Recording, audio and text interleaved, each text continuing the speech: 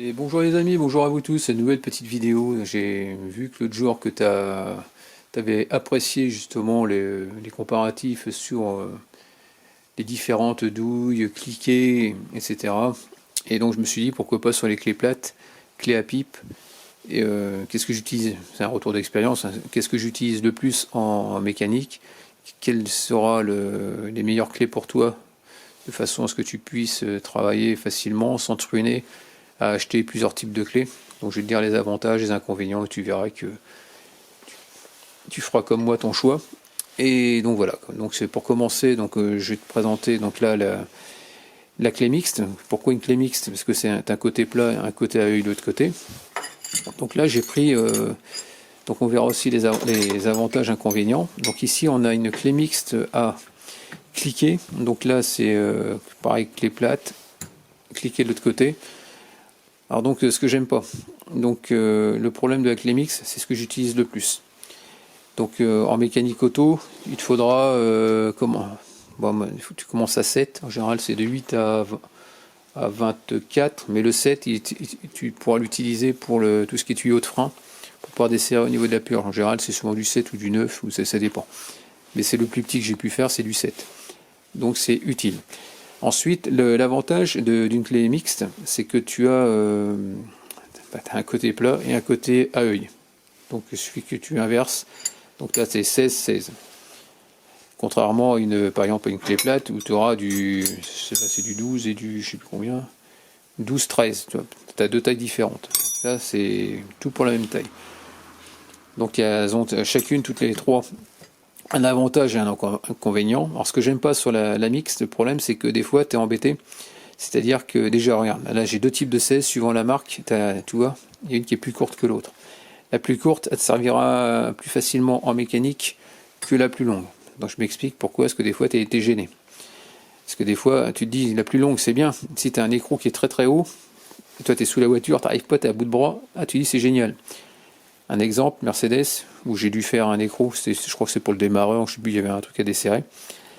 Là, j'avais des tuyaux des flexibles de direction assistée qui étaient plus bas. Donc tu imagines que ça c'est le ton flexible. Là je suis en haut au niveau je suis sur mon écrou, et ben là toi, je bute, je peux rien faire. Et je suis bloqué à cause de ça, à cause de la longueur. Ça c'est le problème. Ici au niveau de l'épaisseur, ça aussi c'est important. Chose que là c'est une clé mixte à cliquer. Là tu vois l'épaisseur, attends j'essaie de mettre les unes contre les autres. Celle-là elle est un peu plus fine.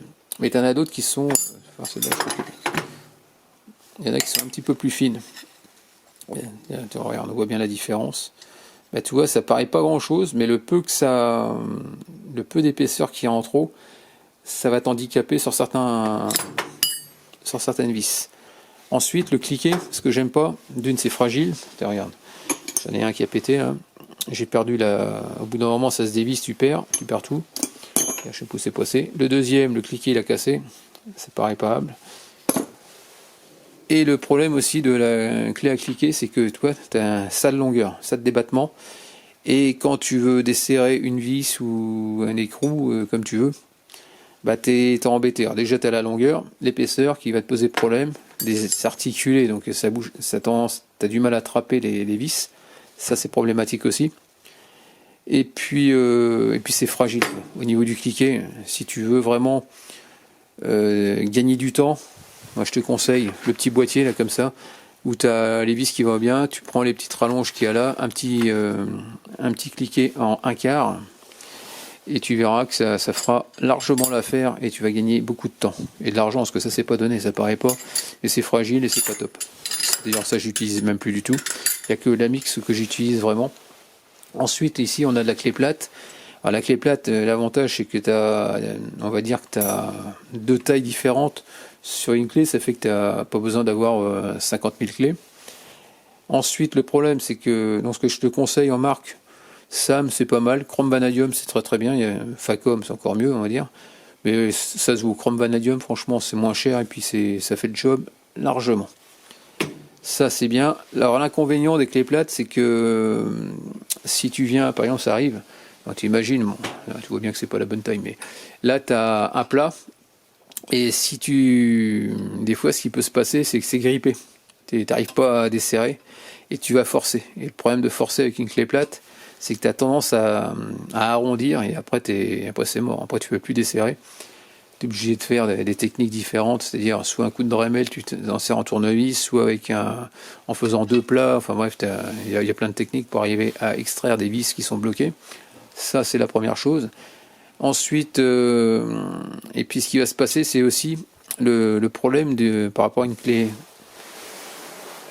comment dire, mixte. Donc si je prends une clé mixte, donc tu vois, là, elle va te prendre tout l'hexagone. Et là, comme c'est à 12 pans, tu vas arriver plus facilement à choper les plats. Contrairement à une clé plate qui, elle, tu seras par exemple ici, et t'imagines que là, tu as un tuyau qui passe là. C'est-à-dire que là, ça passera pas. Tu n'arriveras pas à attraper le plat, donc tu seras obligé de t'incliner comme ça pour attraper le plat de l'autre côté, mais des fois, tu as un autre truc qui va t'enquiquiner. Donc tu seras obligé de la tourner. Et des fois, si ça marche pas, tu es obligé de faire comme ici sur la clé de 12.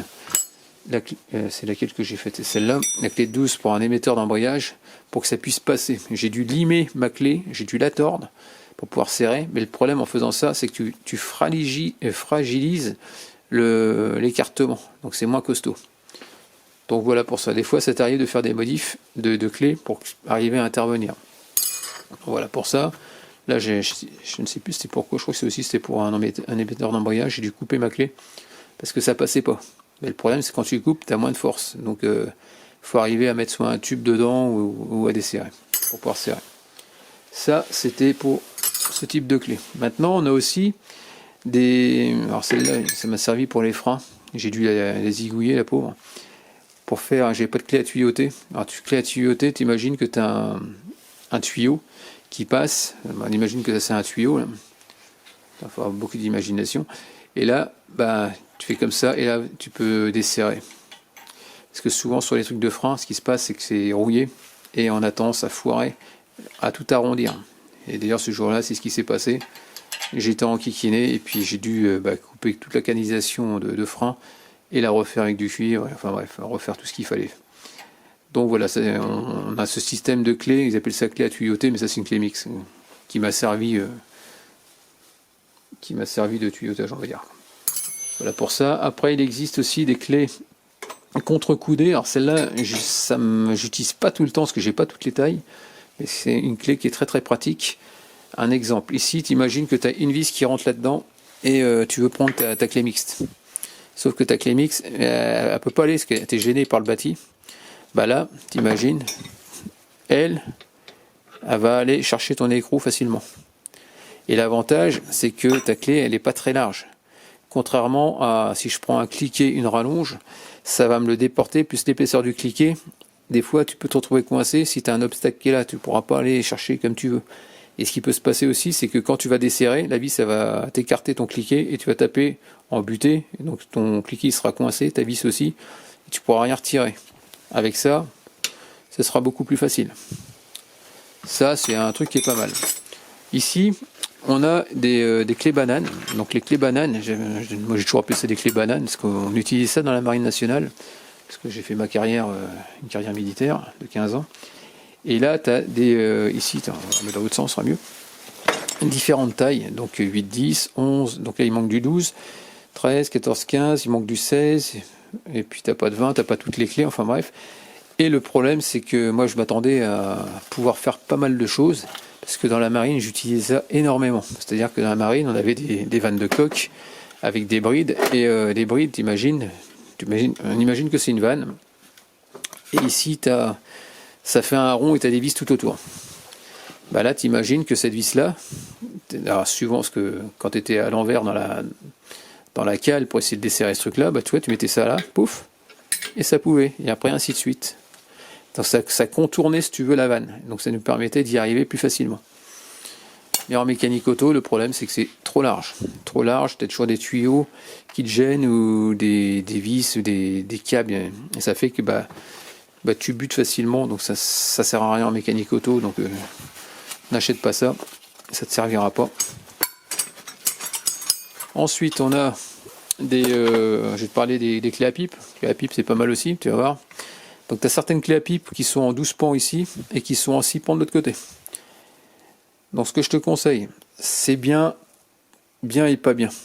Parce que la clé à pipe, le problème c'est que c'est déjà, tu en as des débouchantes et des non débouchantes. Attends, elle est passée où? Ça, c'en est une non débouchante, là, comme tu peux voir. Là, c'est troué.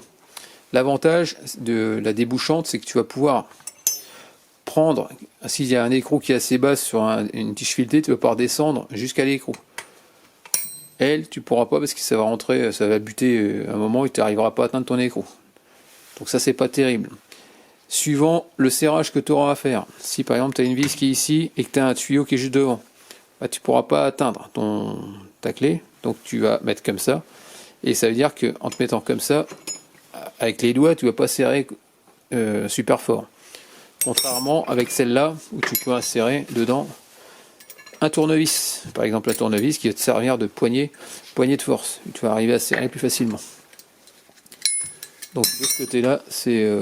voilà, l'idéal, donc c'est tu peux mettre un tournevis dedans pour faire office de manchon, pour pouvoir serrer. Ensuite, pour résumer, maintenant pour finir cette vidéo, qui est assez rapide quand même, si tu as besoin d'acheter quelque chose au niveau mécanique qui te servira vraiment, donc c'est ce coffret là, un truc standard du mécanicien avec cliquet, qui part de 8 à 32.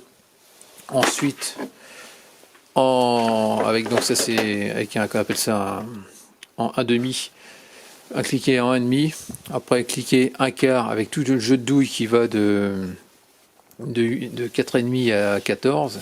Ça tu verras, tu utiliseras énormément, même plus que des clés à pipe.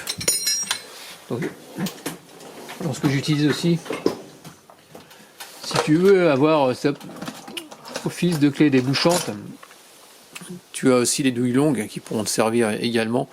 C'est ce que j'utilise le plus moi. Pourquoi? Parce que quand tu veux faire avec une clé à pipe, le problème c'est que tu y vas tout doucement. Après il faut que tu retournes. À la main c'est beaucoup plus long. Là maintenant j'utilise beaucoup le cliquet. C'est vrai que pour bloquer, parce qu'il ne faut pas forcer sur un cliquet, à l'arrière tu peux desserrer avec ta clé à pipe et après tu prends le cliquet pour gagner du temps. Ça, ce truc là il te servira énormément. Ça j'utilise pas mal. Les petites douilles j'utilise énormément. Clé à pipe débouchée, ça tu pourras prendre.